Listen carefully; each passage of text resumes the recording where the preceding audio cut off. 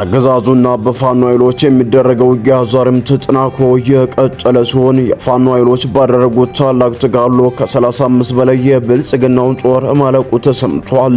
ለልዩ ዘመቻ የወጣው የብልጽግናው ሰራዊት በተወሰደበት የአጸፋ እርምጃ ቀጠናውን ለቆ መውጣቱን ተከትሎም የፋኖ ኃይሎች ከጎንደር ወልቃይት ጠገዴ ሁመራ የሚወስደውን ዋና መስመር መቆጣጠራቸውም ተረጋግጧል። በአርማጮ ግንባር የተደረገው ልዩ ተጋድሎ በቀዳሚው ዜናችን የምናስደምጣችሁ መረጃ ነው የሚሆነው። በጎጃም በቀጠለው የፋኖ ኃይሎች ትንቅንቅ በርካታ አመራሮች እርምጃ ተወስዶባቸዋል ተባለም። ዛሬ ከጠዋቱ ጀምሮ በሁለት ግንባር በተቀሰቀሰው ውጊያ ወሳኝ የተባለው የወታደራዊ ካምፕ በፋኖ ቁጥጥር ስር ገብቷል። የጎጃሙን ተጋድሎ የተመለከተው ዜናችን በቀጣይነት ይደመጣል። በወለጋ ጠቅላይ ግዛት የአማራ ፋኖ ብሔራዊ ንቅናቄ ቢዛሞ ሻሳይደ በብልጽግናው ሰራዊት ዋና ካምፕ ላይ ጥቃት በመፈጸም ካምፑን መቆጣጠሩም ተሰምቷል። በውጊያው ዙሪያም የወጡ መረጃዎች አሉ። በዝርዝር ወደ እናንተም የምናደርሳችሁ ሌላኛው መረጃችን ነው። አሜሪካ ለተፈጸመብኝ ጥቃት አጸፋ ሰጥቻለሁ ስትል ኢራን በበኩሏ አሜሪካ አቋሟን ካልቀየረች ሆርሙዝ እንደተዘጋ ይኖራል ማለቷ ተሰምቷል። እስከ ፍጻሜው ድረስ አብራችሁን ቆዩ። ነኝና መሰል መረጃዎችን በዝርዝር ወደ እናንተም የምናደርሳችሁ ነው። በቅድሚያ ግን ለቻናላችን አዲስ ከሆናችሁ ላይክ፣ ሼር እንዲሁም ሰብስክራይብ በማድረግ ቤተሰብ ይሁኑ እያልን ቀጥታ ወዳገኘናቸው መረጃዎች አመራን። ወደ ቀዳሚው መረጃችን ስናመራ የፋኖ ተጋድሎ የአማራ ፋኖ ብሔራዊ ንቅናቄ ጎንደር ጠቅላይ ግዛት በላይ ዘለቀ 35ኛ ኮር በጎንደር አርማጮ ድል መቀዳጀቱን አስታወቀም። የኮሩ ዝግጁነት ክፍል ኃላፊ እንደገለጸው የአፋብን ጎንደር ጠቅላይ ግዛት በላይ ዘለቀ የ35ኛ ጎቤ መልኬ ኮር 52ኛ ክፍለ ጦር በአርማጮ ቀጠና ከብልጽግናው ሰራዊት ጋር ባደረገው ተጋድሎ ከፍተኛ የሆነ ሰብአዊ ቁሳዊ ኪሳራ ማድረሱን አስታውቋል። በክፍለ ጦሩ አንደኛ ሬጅመንት ባብዬ ማሩ ሻምበል በማዕከላዊ ጎንደር ዞን ላይ በአርማጮ ወረዳ አይነቷ ቀበሌ ወደ ፋኖ ሌሎች ቀጠና በወጣው የብልጽግናው ጥምር ጦር ላይ ድንገተኛ ጥቃት ገፍተው በርካታ ኃይሉን ሞትና ቁስለኛ አድርገውታል ነው የተባለው። የፋኖ ኃይሎች በአይነቷ ቀበሌ ጎርጓዲት በሚባል ስፍራ ፈጽሞታል በተባለው የደፈጣ ጥቃት የብልጽግናው ጥምር ጦር ከፍተኛ ኪሳራ እንደደረሰበትም ተሰምቷል። የፋኖ ኃይሎች የፈጸሙትን ድንገተኛ ፈጣን ጥቃት ተከትሎ ለተከታታይ 5 ሰዓታት ውጊያ የተደረገ ሲሆን ለሰዓታት በዘለቀው የፊት ለፊት አውደ ውጊያም በርካታ የብልጽግና ሰራዊት ላይ እርምጃ ሲወሰድበት ቀሪው ደግሞ ቁስለኛ ሆኖ ወደ መጣበት መመለሱም ታውቋል።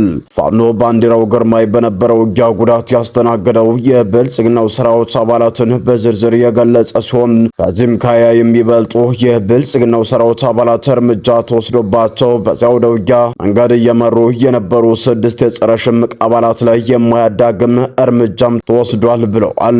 16 የሚበልጡ የጥምር ጦር ኃይሎች ደግሞ ቀላልና ከባድ ቁስልም አስተናግዷል ሲል ፋኖ ባንዲራው ግርማይ ለሚዳችን በላከው መረጃም ገልጿል። በብልጽግናው ሰራዊት ከደረሰው ወታደራዊ ኪሳራ በተጨማሪ አንድ 40 ጎራሽ ክላሽንኮቭ 4 የነፍስ ወከፍ መሳሪያ እንዲሁም ከልዩ ልዩ ተተኳሾች ጋር በነበረው አውደ ውጊያ በፋኖ ኃይሎች ተማርከዋል ተብሏል።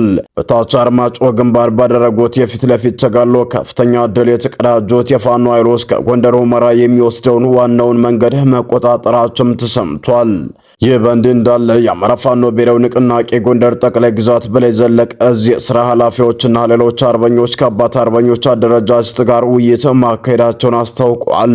የዙ ሚዲያና ኮሚኒኬሽን መምሪያ እንዳስታወቀው የአማራ ፋኖ ብሔራዊ ንቅናቄ ጎንደር ጠቅላይ ግዛት በላይ ዘለቀ በቴዎድሮስ 5ኛ ኮር የሚገኘው የመብረቅ ክፍለ ጦር በቀጠናው ከሚገኙ የአባት አርበኞች ጋር በወቅታዊ ጉዳዮች በብልጽግናው ሰራዊት ወቅታዊ እንቅስቃሴ ዙሪያ ሰፊ ውይይት አድርጓል ብለዋል። በአርበኛ ኮማንዶ ያለው አዱኛ እየተመራ እየተነገረለት የውይይት መድረክ ሰፋ ያሉ ወቅታዊ መልእክቶችንና ማብራሪያዎችንም መተላለፋቸው የተገለጸ ሲሆን የብልጽግናውን የጠላት ሁኔታና ወቅታዊ የትግል አስተላለፍ ዙሪያ ውይይት ተደርጓል ተብሏል።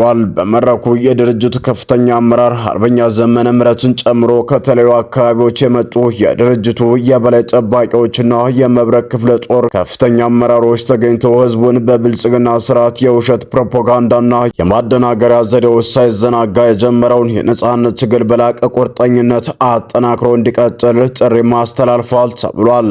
ወደ ሌሎች መረጃዎች ስናመራ የወለጋ ቢዛሞ አይሻ ሰይድስ በብልጽግናው ካምፕ ላይ ጥቃት አድርሶ ካምፑን መቆጣጠሩ ተነግሯል።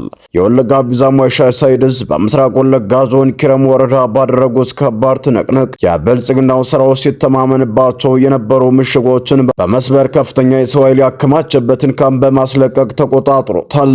ይህንን ፈጣንና ያልተጠበቀ ከባድ ምት ተከትሎ ብልጽግናው ተጨማሪ ኃይል ከተለያዩ አቅጣጫ አስገብቶ ለመክበብ ያደረገው ሙከራም በፋኖ ከባድ ምትም ሊሳካለት አልቻለም።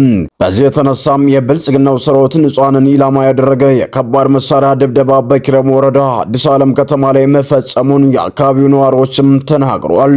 ትናንት ምሽቱን ምስራቅ ወለጋ ዞን ኪረም ወረዳ ሀሮ አዲስ ዓለም ከተማ በከባድ መሳሪያ የታገዘ ከባድ ጦርነት ሲካሄድ አምሽቷል ሲሉም የተናገሩት ምንጮቻችን በዚሁ የዘፈቀደ የከባድ መሳሪያ ድብደባ ንጹሃን ሳይጎዱ እንዳልቀረ ነው የተገለጸው። እንደምንጮቻችን ገለጻ ከሆነ የሚተኮሰው የከባድ መሳሪያ በዘፈቀደ በመሆኑ በከተማዋ ብዙ ሕዝብ ስለሚኖርባት የሚደርሰው ጉዳት ከፍተኛ እንደሚሆንም ይጠበቃል ብለዋል።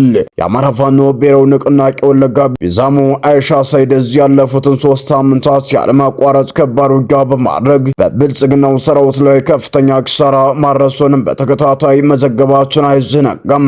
ይህ በእንዲህ እንዳለ ወደ ጎጃም ቀጠና ስናመራም በጎጃም የአማራ ፋኖ ብሔራዊ ንቅናቄ አፄ ቴዎድሮስ በጎጃም በርካታ ግንባሮች አዲስ ውጊያ መክፈቱ ተሰምቷል። በዙ የ21ኛ ክፍለ ጦር አረንዛው ጎጃም ሻለቃ በግንደወይን ከተማ ዙሪያ መደበኛ ውጊያ እያደረገ መሆኑ ሲገለጽ፣ በዚህም በብልጽግናው ሰራዊት ላይ ከፍተኛ ኪሳራን አስተናግዷል። የፋኖ ኃይሎች በግንደወይን ከተማ አቅራቢያ ተግዳርና ሴቆል በተባሉ አካባቢዎች የተሳካ ጥቃት ፈጽሞ ካምፖችን መቆጣጠራቸውም ተገልጿል።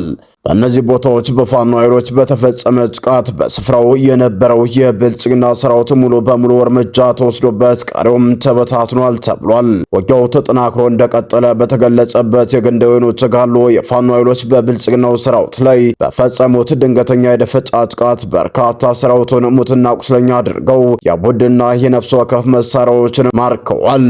በጎጃም ቀጠና ከትናንት ጀምሮ በተከፈተው ከባድ ውጊያ የአገዛዙን ሻለቃ መሪ ጨምሮ በርካታ ወታደሮች በፋኖ ኃይሎች እርምጃም ተወስዶባቸዋል ሲል የአፋብን ቃል አቀባይ ገልጿል።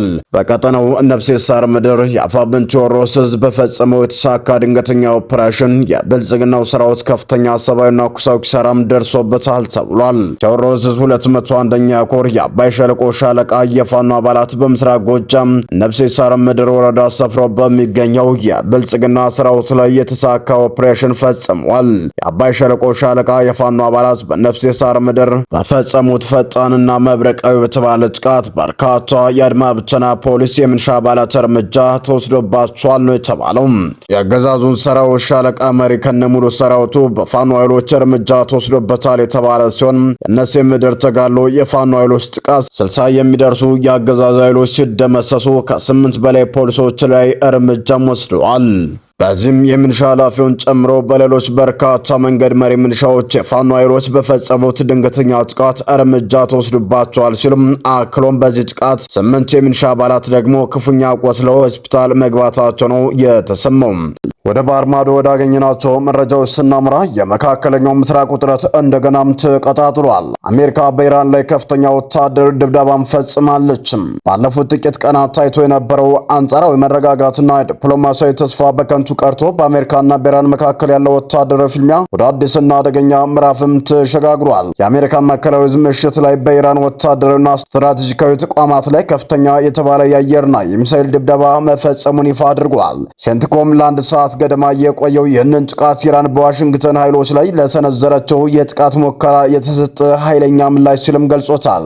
እንደ ሴንትኮም መግለጫ በጥቃቱ በርካታ ኢራን እስላማዊ አብዮታዊ ዘብ ተቋማት ኢላማ የተደረጉ ሲሆን ዋና ዋናዎችም የወታደራዊ ዕዝ ማዕከላት፣ የሚሳኤልና የድሮን ማምረቻና ማከመቻ ተቋማት፣ የባህር ዳርቻ ቁጥጥርና መከላከያ ስፍራዎች እንዲሁም የኢራን የባህር ላይ ስትራቴጂካዊ አቅሞች ናቸው ተብሏል። ጥቃቱ ከመፈጸሙ አስቀድመው ፕሬዚዳንት ዶናልድ ትራምፕ ከፎክስ ኒውስ ጋር ባደረጉት ቃለ ምልልስ አሜሪካ ጋር አድርገው የነበረው ጥቃት በድጋሚ እንደምትጀምርና ኢራንን ክፉኛ ለመደብደብ እንደሚዘጋጁም ተናግረው ነበር። አሜሪካ ጋር ባደረገው የነበረውን ድብደባ እንደገና እንድትጀምር ያስገድዳት ማክሰኞ ዕለት ኢራን የፈጸመችውን የጥቃት የጥቃት ሙከራ እንደሆነም እዙ አስታውቋል። ኢራን በዮርዳኖስ በሚገኙ የአሜሪካ ጦር ሰፈሮችና በስትራቴጂካዊ የሆርሙዝ ወሽመጥ በሚንቀሳቀሱ መርከቦች ላይ የሚሳኤል ጥቃት ሰንዝራም ነበር።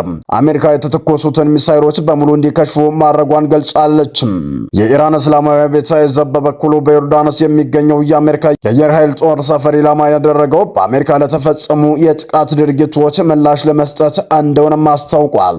የቀጠናው የጦርነት አድማስ የበለጠ ያሰፈው ሌላው አዲስ ክስተት አሜሪካና ሳውዲ አረቢያ በጋራ በኢራቅ ውስጥ ባሉ የኢራን ተቀጽላ ቡድኖች ላይ የፈጸሙትም ጥቃት ነው። ሳውዲ አረቢያ እርምጃውን የወሰደችው በኢራን የሚደገፈው ታጣቂ ቡድን የነዳጅ ማውጫዎቿን ኢላማ ካደረገ በኋላ መሆኑም ተገልጿል።